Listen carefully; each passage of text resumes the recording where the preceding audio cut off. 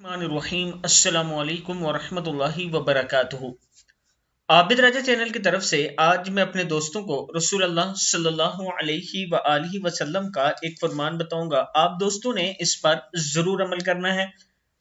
नबी अकरम सल्लल्लाहु अलैहि व आलिहि वसल्लम ने इरशाद फरमाया, दीन पर कायम रहो अगरचा तुम इसका अहाता नहीं कर सकते, और ये जान लो कि तुम्हारे आमाल में सबसे अफजल अमल नमाज है, और मोमिन के अलावा कोई और शख्स वुजू की पाबंदी नहीं करता। इब्न माजा में है।